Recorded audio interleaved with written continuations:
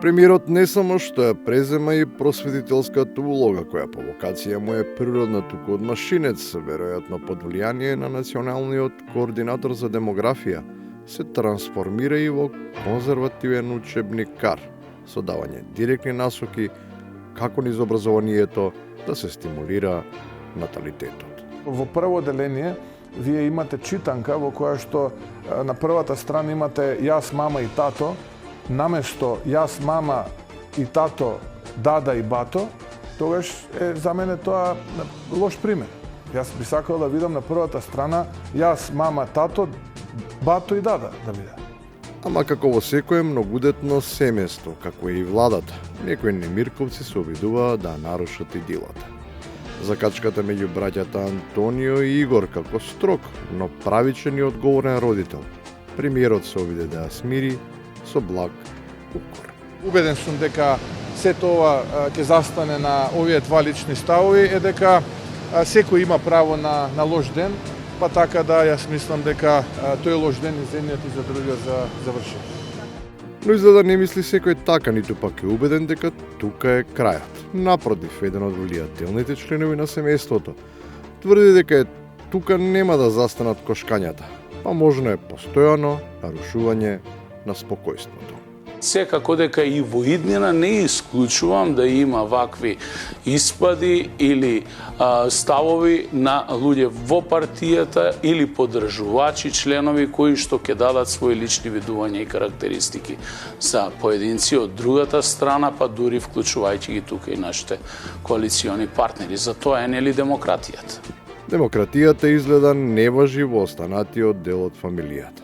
Таму изгледа има сериозна кавга кој да биде тато, кој мама, кој бато и дада, и на тој начин да бидат распределени улогите. Проценките се дека некој пројавува абсолютистички манири и се обидува да се постави како старата.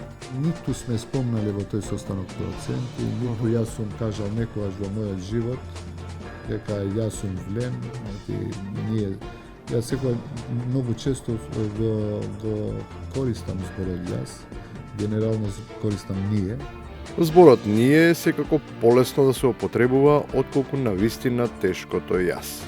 Оти ние покрива се, а јас посочува на преземање должност, која очигледно не е едноставно да се носи. Па затоа е и тешко да се разбере дали во крива паланка имало или немало загадување. Одговорно тврдам дека цијанид неколку стотици пати над дозволеното во крива река нема. Инспекторите не зеле мостри, тоа е точно. Значи, вие како инспекторат тврдите дека нема загадување на крива? Не тврдам јас ништо. Вештаците кои ќе го прават вештачењето на целиот овој случај, ќе си ги земат сите потребни мерки за да ја одредат количината на загадувањето кое се случила на тој ден. Значи, сепак имало загадување?